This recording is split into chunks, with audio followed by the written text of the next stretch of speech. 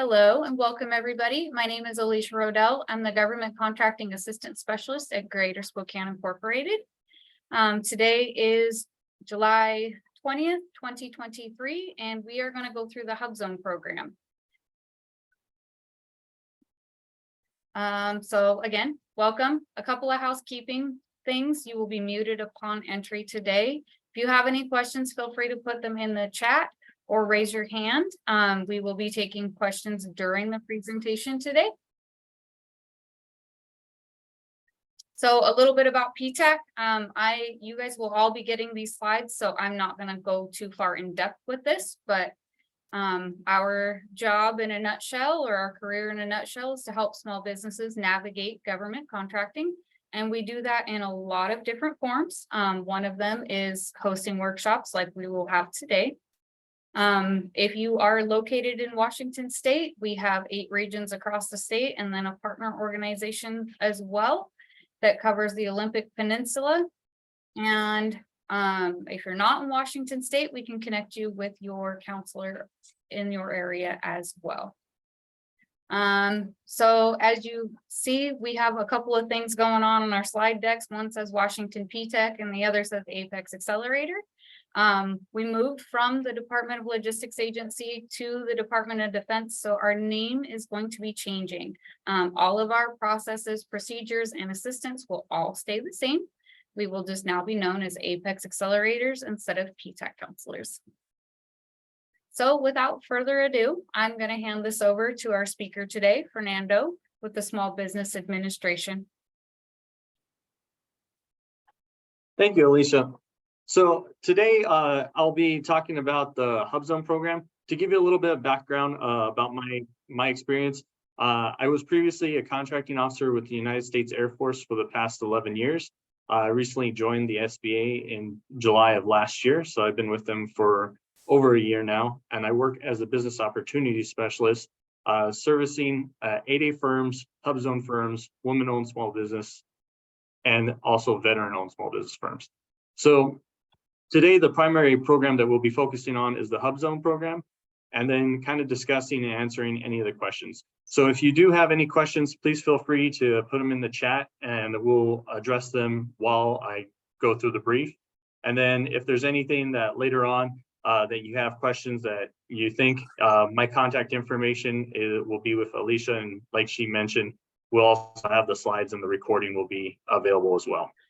So just to start off, what is the HUBZone program? It's a historically underutilized business zone program, which allows disadvantaged communities to compete for federal set-aside contracts. It allows federal contracts to do set-asides for businesses who qualify for the program. HUBZones are distressed areas across the United States and territories that are designated based off of economic population data from the Census Bureau and other federal agencies as defined by Congress. Next slide, please.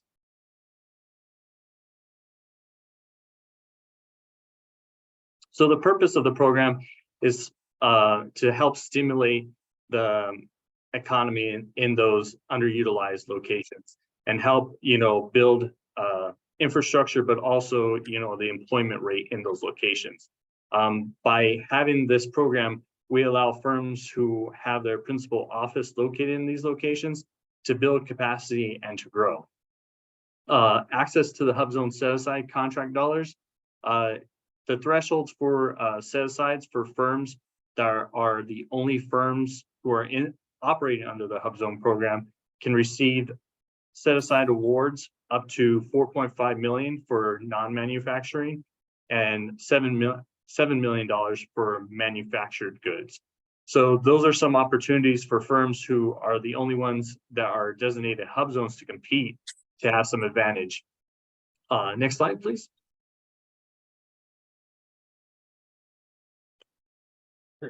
So another portion is, the process of the program is, employment opportunity. I'll kind of discuss this another section of like the requirements of the employment, but a certain percentage of employees must reside in a HUBZone location.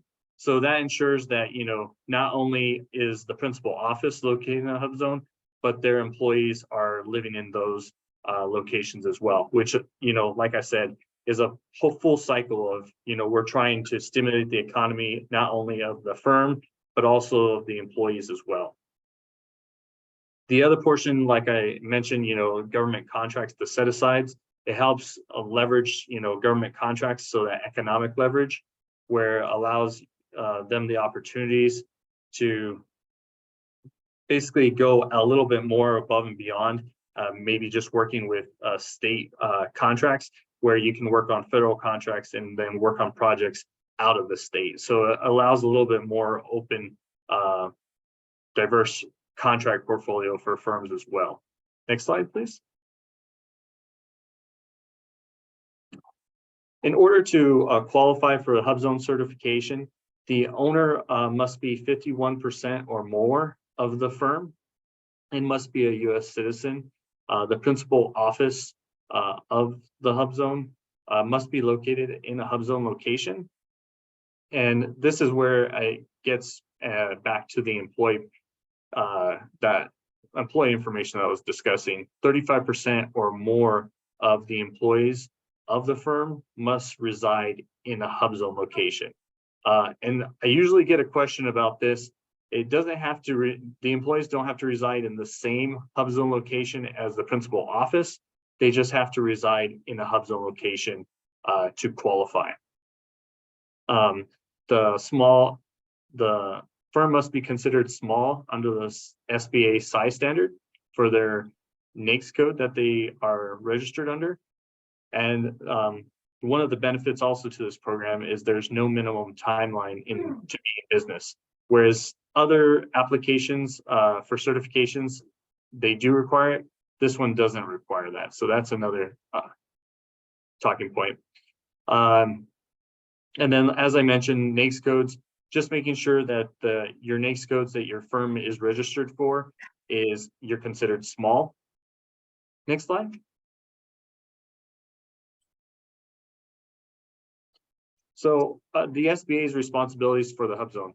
So what we do is make sure we implement and regulate the program. So we want to make sure that whenever we're doing the follow-up for our firms during the recertification process, that they're still meeting the eligibility requirements.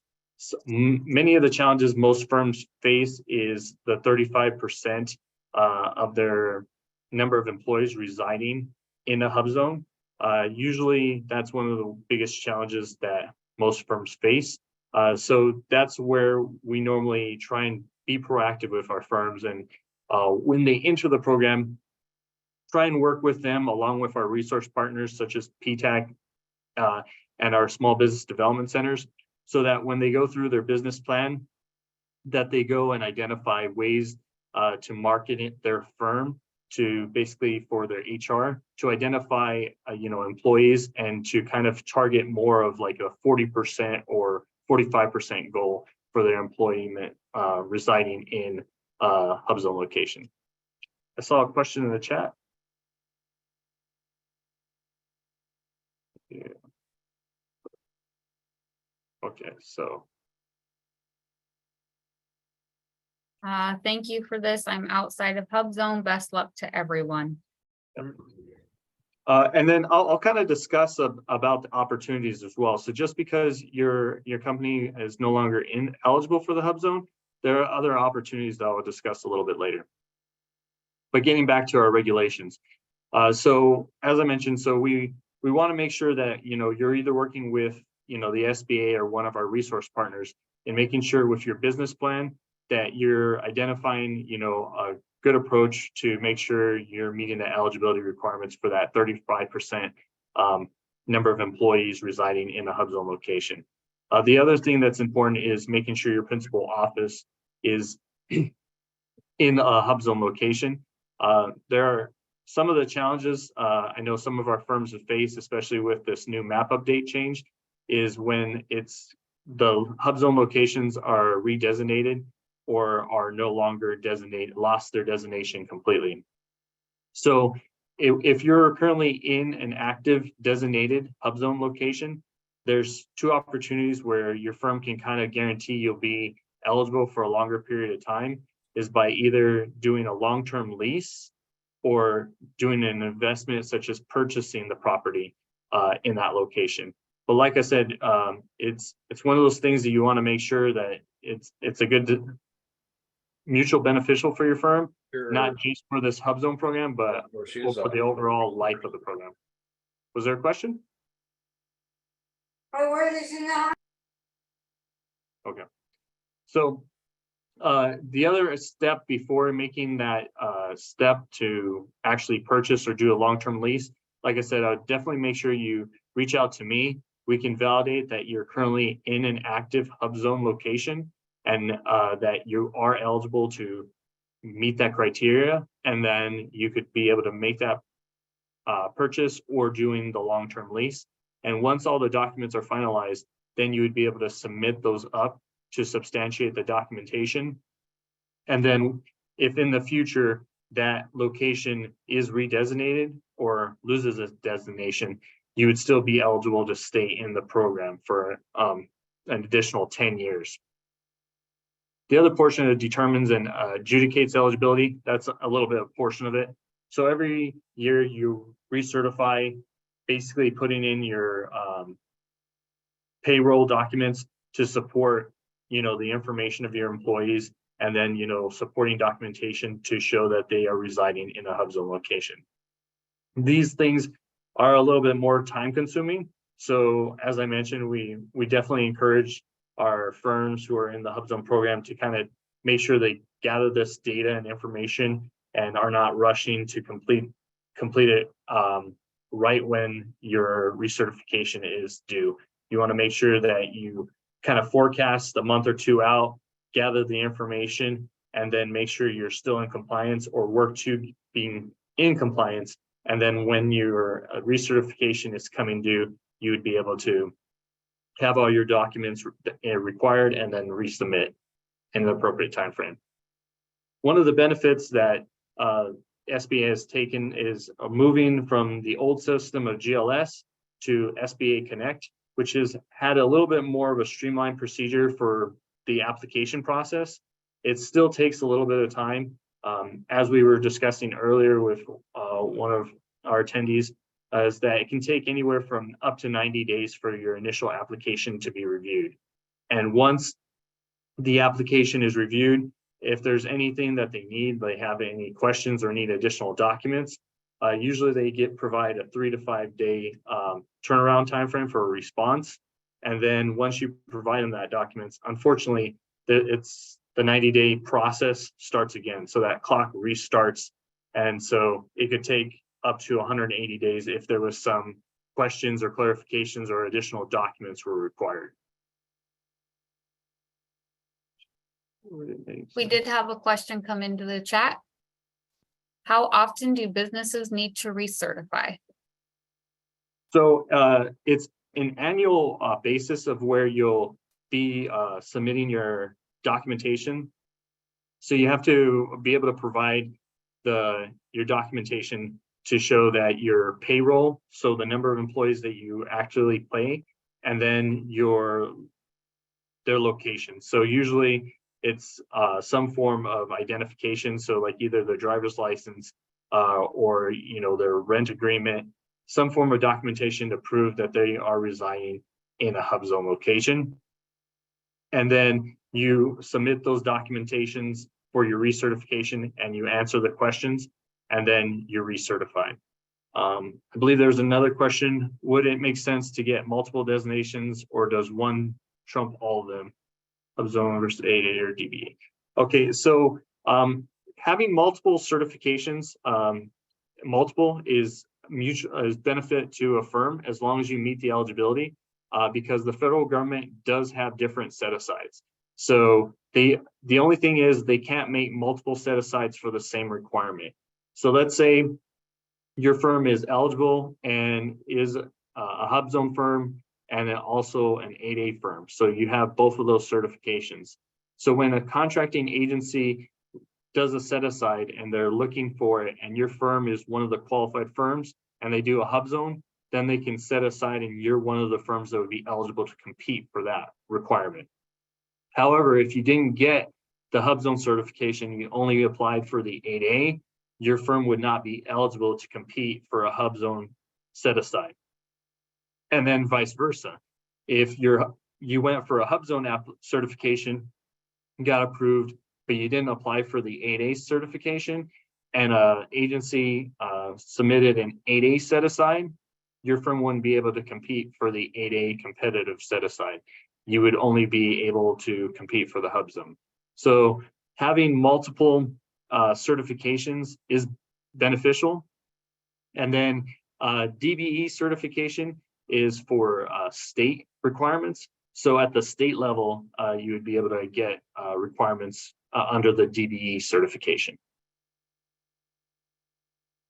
We had another one come through as well from Tony. What about a company with no employees, only the owner? So that I've seen a couple of firms who have that similar situation. So with that, it's just the owner. Typically, what I've seen is usually it's their office is in their home that they reside in. So they basically qualify in both sections. In another situation, I had one where the firm, they had a brick and mortar location, and then they had their residence, which is another location, but the individual was also living in a HUBZone location, so they qualified. In that situation, you would just need to make sure, depending on whether your office is in your home or if it's in a brick and mortar, that it's in a HUBZone designated location. And if you are operating off of a brick and mortar that's not in your home, that your residence is also in a HUBZone location.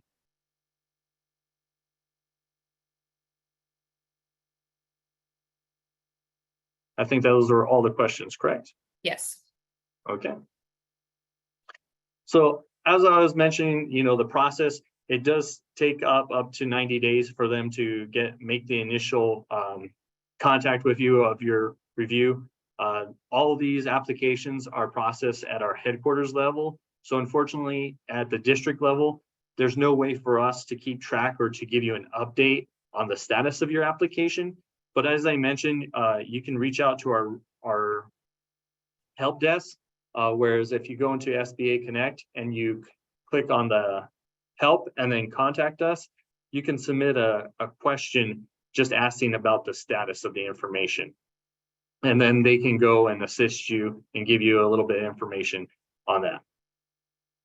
Can we schedule a call with you to review our documents before submitting an application? If we have questions, well, it'd be best to reach out to our PTAC. Yes, so I would recommend you to reach out to PTAC. And then if there's some questions or some specific nuances that they have, then they can reach out to me. As I'm not really a SME on the application process, I'm more familiar of the program and how it runs. But our PTAC counselors are more equipped and more familiar with doing the day-to-day process. So they're better able to assist you and make sure that all the information is correct, whereas I'm not as familiar with all the documentation that's submitted up because I'm not really a part of that application review process. I'm only part of the execution and then also the criteria and follow-up and the recertification aspect. So yes, it sounds like you just want to have some more information. You can reach out to me. Aleesha can provide you with my contact information. And then sometime I am available next week. We can maybe sit down and I can provide you over that. Or like I said, one of our PTAC counselors could possibly assist you as well. I can kind of go over the different ones. But like I said, I definitely encourage you to work with our PTAC counselors as they are better equipped to go and help you through the application process, as they're more familiar than what I am with as I don't do it on a day-to-day basis. May I add? Yes. Violet, there is also a document that goes over everything that is required for the application as well as eligibility that I can send you if we connect after this.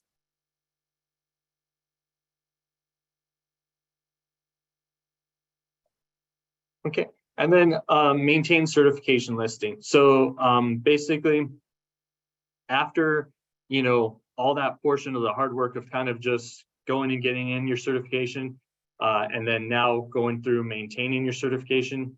That's the big thing where we try and work with our firms. Some of the programs that we've actually put in place is called the governor's designation, where we're working with each district office is working with governors, the state governor, to kind of petition and identify potential areas. So fortunately, we were able to petition last year 17 additional census tracts. Fortunately, we were also notified earlier this month that we're able to petition an additional up to 18. So I'll be working with a Washington governor's office to seek a petition to hopefully go up to 18 additional tracts this year as well. I know with the map update, we did lose some locations. So by having this additional program, we've been able to work with each state governor, and then they along can be working with the local government agencies to identify potential census tracts that are eligible, and then being able to petition that to the SBA, and then our administrator Guzman is able to review and then make the approval. Next slide, please.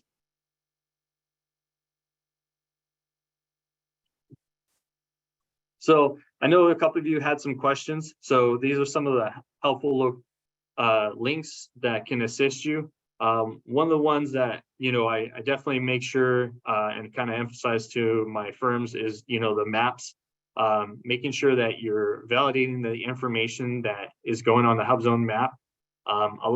I know we were talking about it earlier. Aleesha was stating, one of the locations was pinged incorrectly, and that's basically because the post office is going off of Google Maps and the information was incorrect.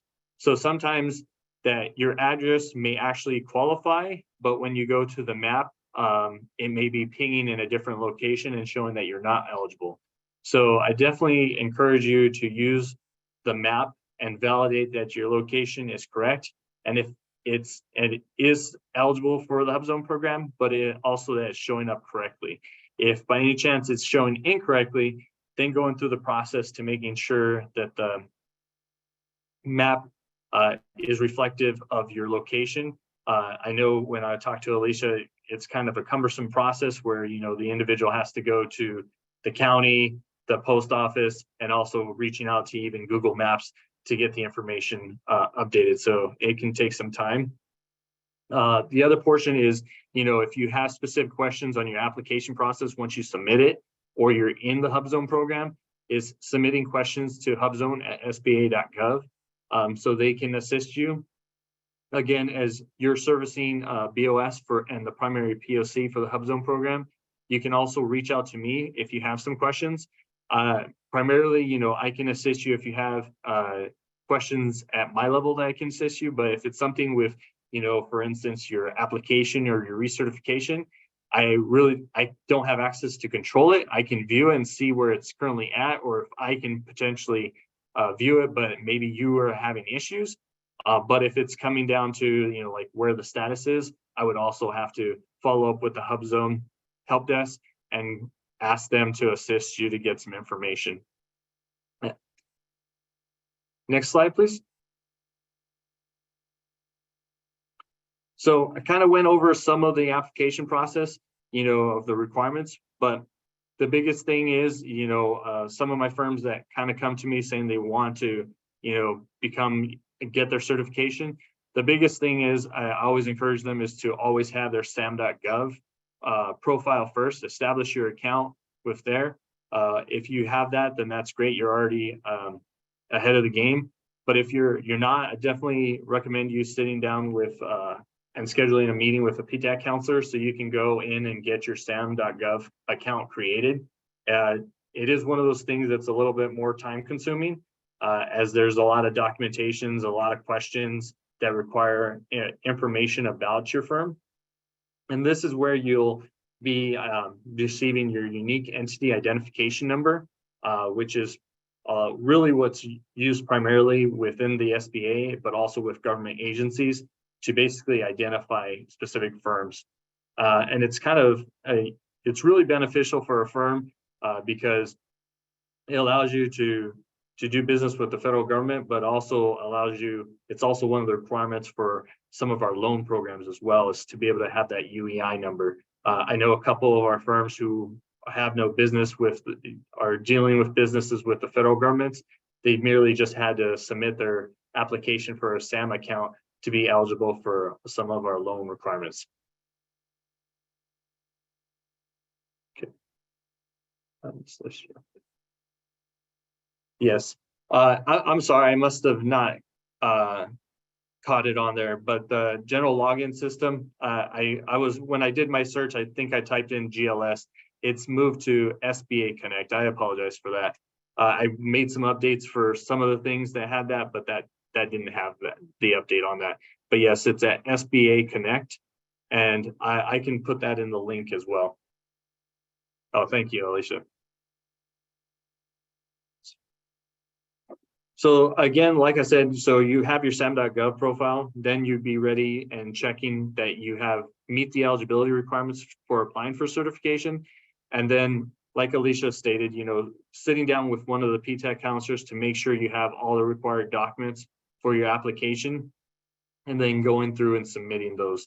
Like I said, it's a time-consuming venture, so you just want to make sure that you gather all the appropriate documents, and then you set aside the time allotted to meet with one of our PTAC counselors to kind of go through with it. And if you have any specific questions or concerns, you know, just make sure that they're aware of them. And if there's any unique situations, they can go and actually get me in the loop, and I can meet with you as well, so we can address those concerns, or, you know, make sure everything's in order for the application, and there's just not something that causes further delay in your application once you submit it, that the headquarters office, when they're reviewing it, basically kicks it back.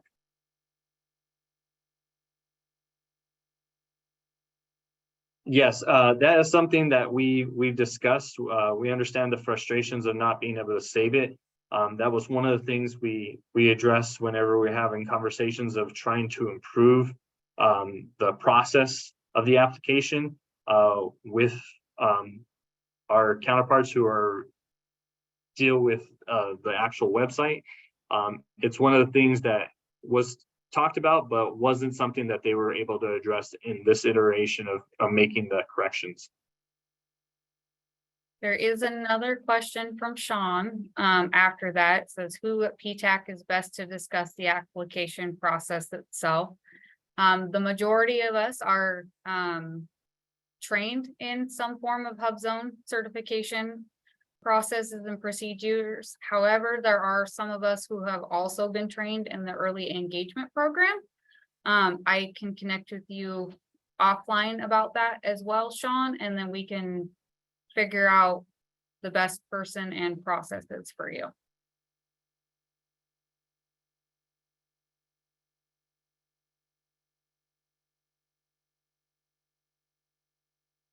So yes, so I've got the question, you're a new business and per the application requires 3 years of business records. So yes, you can write a documentation substantiating why you don't have that. As I stated earlier, there is no number of years of doing in business, but it's usually that's the criteria of firms who have been in business. They try and get their business records for the past 3 years to kind of identify how's everything going, and then making sure that there's no delinquent tax payments that were due. Okay, COVID-19 would be good reason.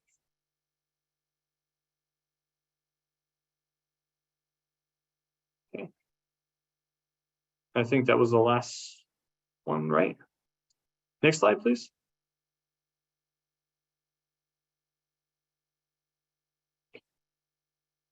So this covers some of the supporting documents. So going with the signed HUBZone Program certification signature sheet. These are all part of the documents that you'll see when you submit through your application process. As I mentioned before, is just making sure that you go through and see the required documents prior to going in, because there are a lot. Your principal office showing documentation of, you know, as I stated, either your lease agreement or your ownership. And then the documentation of the 35% residency requirement. So your payroll showing, the list of your employees that are on your payroll, and then also documentation to show proof that they are residing in a HUBZone location. Again, that's where the map really comes in handy, going in and validating to make sure that they are residing.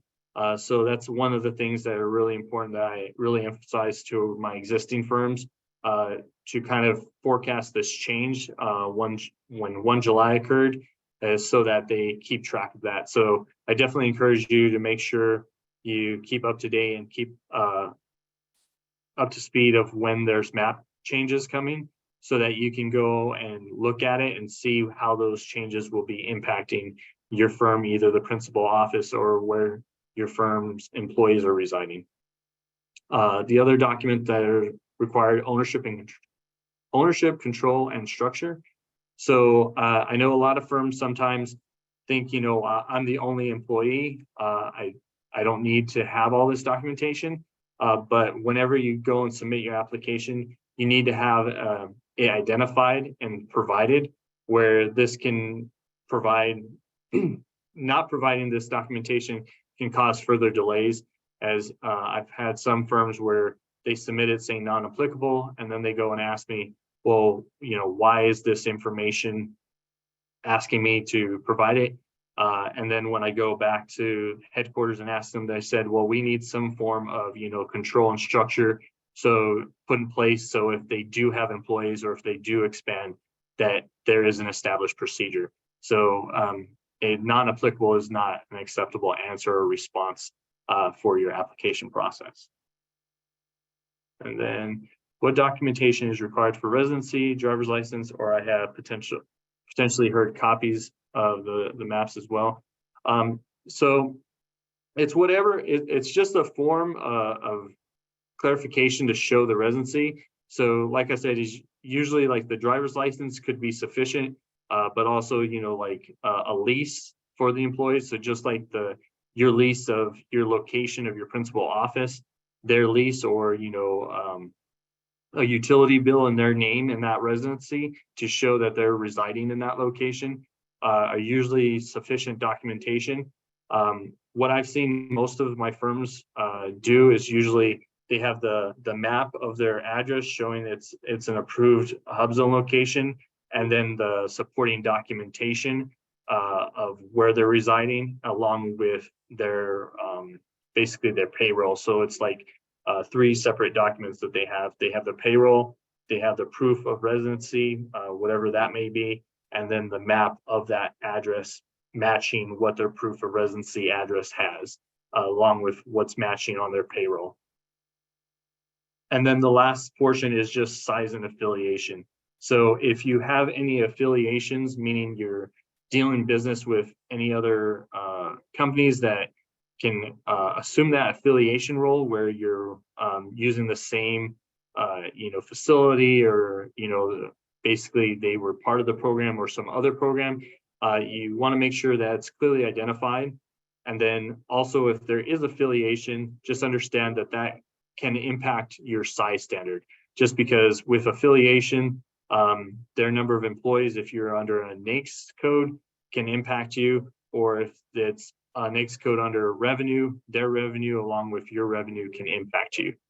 So those are some of the things that are a little bit more complex and are more easier to address on a case-by-case basis. Oh, that's fine. Next slide. Sorry about that. So now we're going into the recertification process. So now your firm has been able to successfully submit their application and is now in the program. So currently right now during COVID, and then with the reiteration of the map update, site visits are not being conducted. They're at the district level. The site visits are being executed at the headquarters level. So if you're in the program, headquarters is basically coordinating all the site visits, and they're doing them for the majority of virtually. As I discussed before, in order to meet the recertification, you must meet the HUBZone criteria. like I said, your principal office must be in HUBZone location. It can be either in a designated or redesignated location. It just cannot be located in a losing designated or lost designation location. The only time that you'll be eligible for that is in between your time of recertifications, not at the time of your recertification. And I'll kind of get more in depth in that later on. You must maintain SBA standards and recertify every 3 years. So like I said, this annual one is basically doing the deep dive. The recertification is more of the deep dive, whereas the annual one is making sure your employees are meeting that standard every year, just to make sure that there's no issues. Next one. Question, if our company is within a designated area and we get certified, then we locate out of a designated area, do we remain certified for 3 years until recertification requirements? So no. So if you get your designation and then let's say you had to move because your lease had expired, basically within that year time frame. So the recertification portion is a little bit different than the annual recertification. So with the annual recertification, it goes into 2 areas where they do the check, and then basically the 3 years when you have that site visit where they do a little bit more of a deeper dive of the validation of the location. You're going to be checking basically your principal office location, but also your firm's location. Your firm's location and then your number of employees residing in there. So if you do relocate and it's not in a HUBZone location, then when you're doing that recertification process, you would be losing it.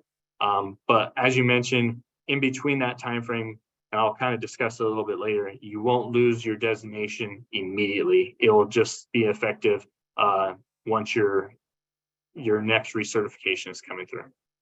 Next slide.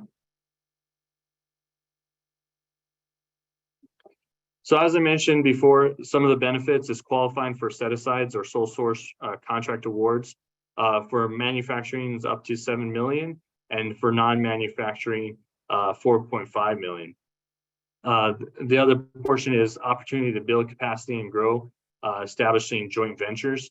So one of the options for some of our firms that will be, that unfortunately are no longer eligible, they can establish joint ventures with other HUBZone firms, but also they can, some of our HUBZone firms can also establish mentor projet program agreements with some of our other firms. So with that, the benefit of that is you may be working with somebody who maybe was in the HUBZone program and has past experience with the federal government, whereas you may be a newer firm and not have that experience.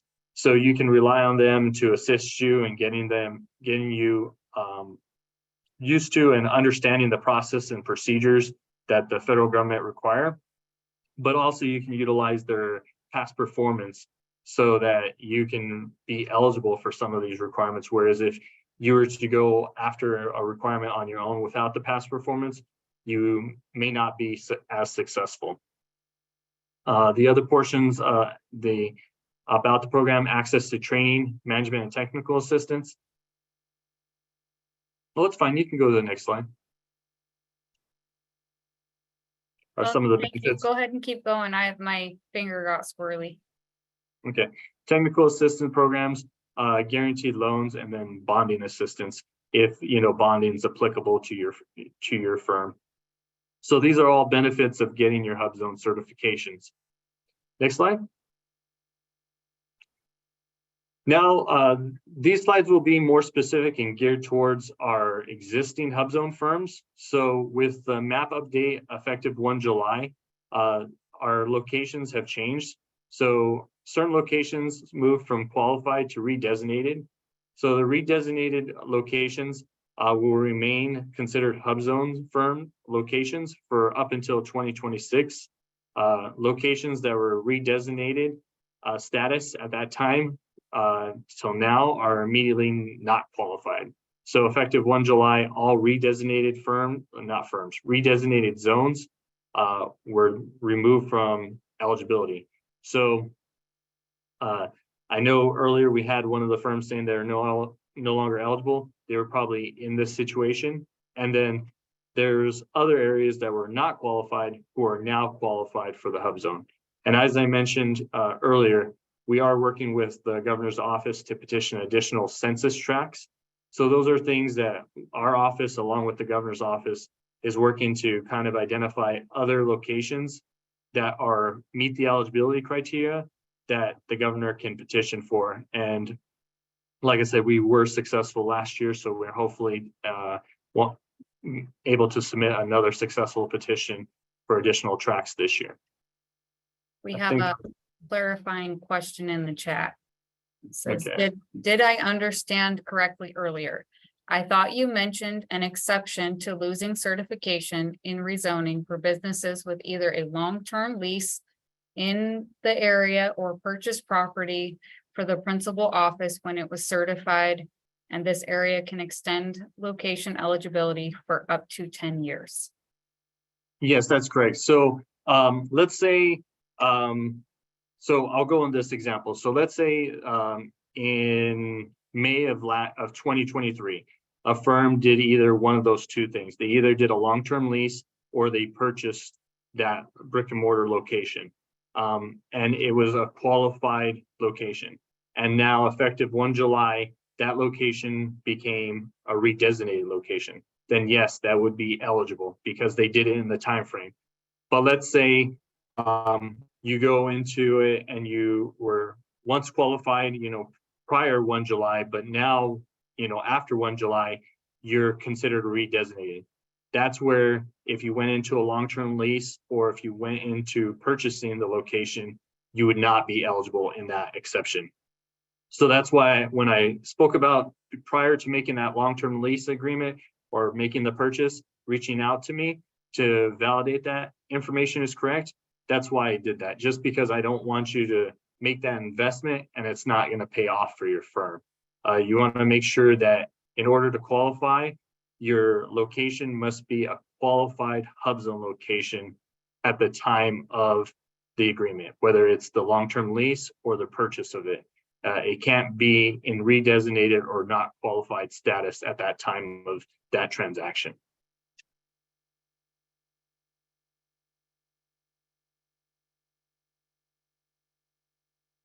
Yes, it has to be before the redesignation status. It has to be when the location is in a qualified status. And like I said, so let's say you completed everything and everything took place and you signed all the documents on 30 June, then that would have been acceptable because at that time it was a qualified location. I currently live in a redesignated zone, so if I'm understanding correctly, the hub zone in the Newport area will end in 2026, correct? So yes, in 2026, that's when that area, if it's the one that's redesignated, it will lose its designation in 2026, but that's dependent. So when the next Census Bureau goes through, if the numbers substantiate that it does meet eligibility criteria, there is a potential for it to meet the criteria and be re-entered as a hub zone location. Or as I mentioned earlier, it may be determined by the governor's office, the benefit of the community to be able to, and if there's a eligible census tract, to be able to submit it as a census tract as well. So there are different options. And I'll kind of also discuss, different opportunities for firms who lose their designation location. Correct. I thought you mentioned exception to losing certification. As an owner, am I automatically considered an employee for purposes of the percentages needed to live in the hub zone? So yes, you would be you would count towards the number of employees that go towards that percentage. So if you reside in there, then you would qualify. Okay. I think I addressed all the questions right. Okay. Next slide, please.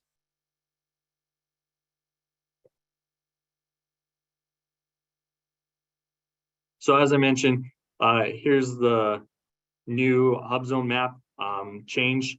The biggest thing, like I said, is still making sure your principal office is located there and at least 35%, if not more, of your employees reside. As I mentioned, I know we're really focused on that percentage portion. I do encourage, HUBZone firms to kind of maintain around that 40%, if not more, to kind of allow for a cushion, especially if you're in the service industry and you tend to have to hire additional employees when you get additional work, because, with the addition of another government contract, you may have to take on additional employees, and, you can't really determine when those opportunities will come in. So, and if those happen at the inopportune time of, around the same time as your recertification, it kind of hurts you eligibility criteria wise to be able to meet the requirements. So that's why if you have a little bit of flexibility and you have, 40-45% of your employees, if you take on a bigger requirement and you have to hire more employees, you're able to take that hit, and you might drop a couple percentages, but you, with at least having that buffer, you're still able to maintain the eligibility requirements. Next slide.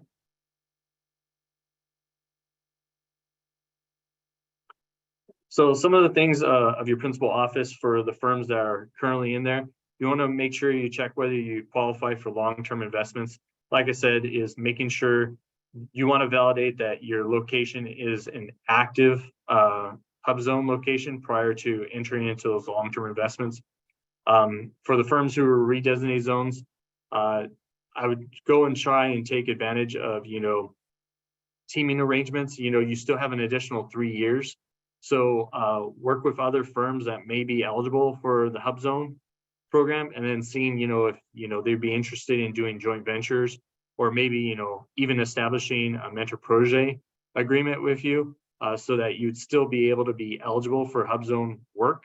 And then, you can assist them and then help them through the nuances and educating them through the works of, federal government. And then the next step is to prepare to move to new HUBZone locations. That's another eligibility, not eligibility. There's another opportunity for you. You could still see if you didn't make that long-term investment with a lease or a purchase, maybe there's another location where you could move to your business, and then you'd be able to open your principal office there.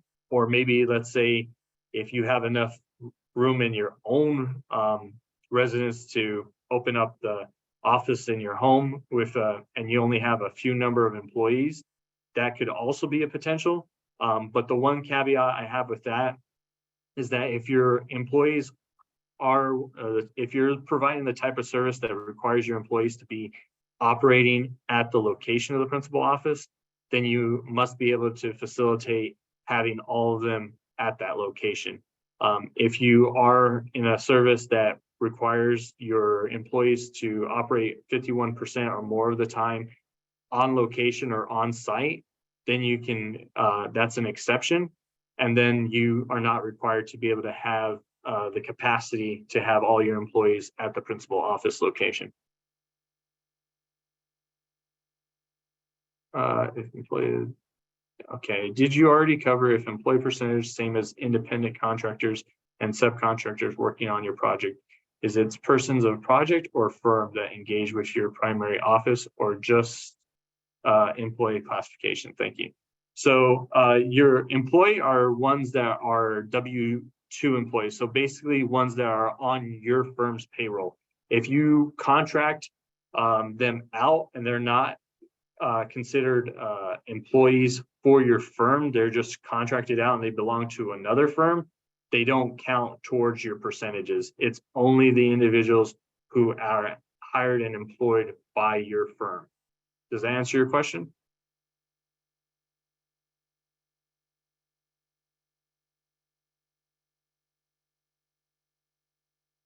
Okay, I'm guessing it did. Next slide, please.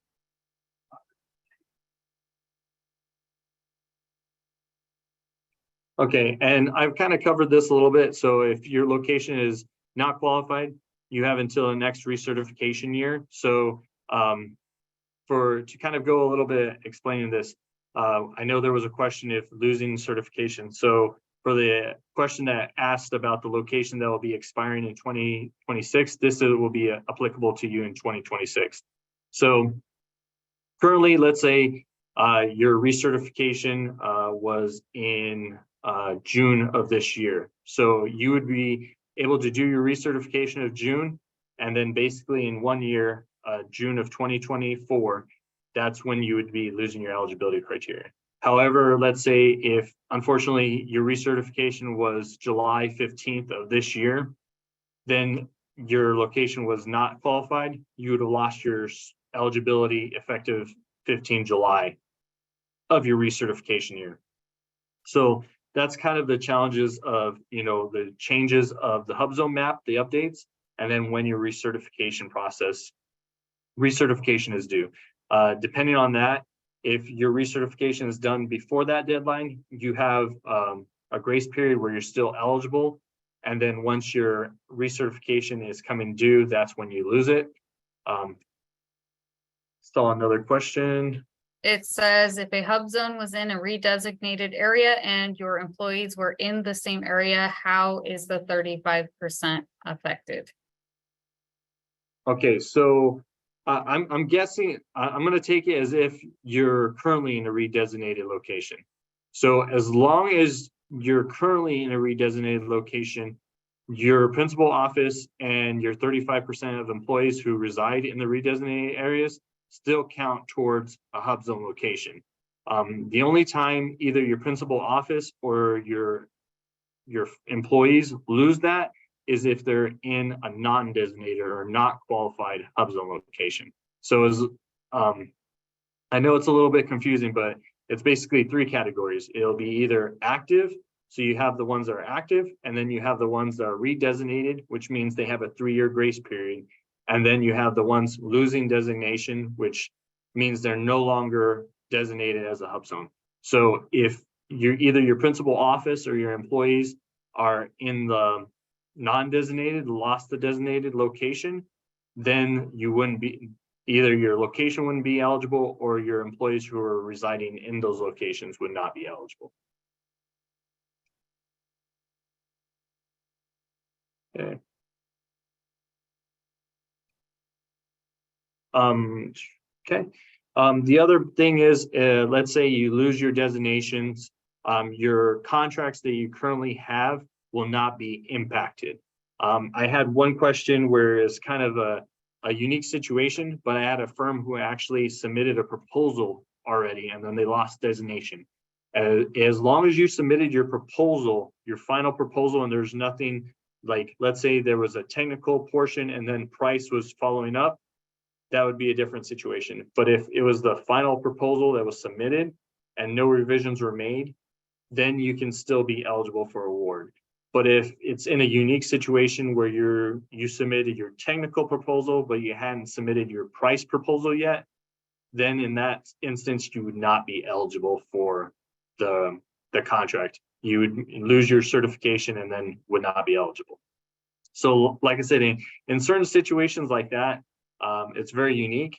Please feel free to reach out to me, as every firm has their different situations, and certain ones, and specifically that situation is very unique. So please feel free when you have those certain circumstances to reach out to me, and I can better assist you. And as I mentioned before, for those firms who've lost their designation or could potentially be losing it in the next in 2026, is reaching out and making connections with other firms who are in similar industries who are in HUBZone programs, in the HUBZone program, to be able to be established either the mentor protege or the JV agreements with them. Next slide. And there's my contact information. And then, like I said, you don't have to worry about rushing to write this down. They'll be included and the slides will be sent out to everyone.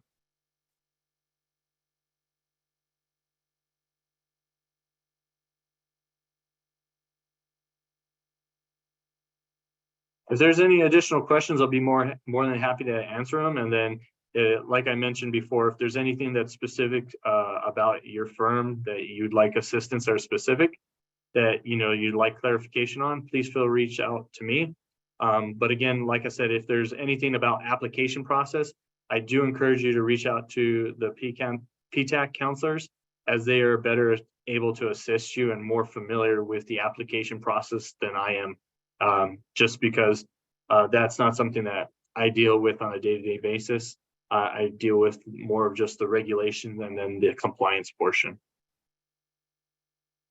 This time, I would like to thank everyone for joining us today, and thank you so much, Fernando, for your realm of expertise. We will send out a copy of the slide deck for everyone, so you'll have my contact information as well as Fernando's for any further questions. Aleesha and I were also discussing offline that we would potentially send out the HUBZone eligibility criteria document that I have, as long as that was okay with you. Yes. Okay. All right. So thank you, everybody. Have a wonderful day. Thanks again. Have a nice day.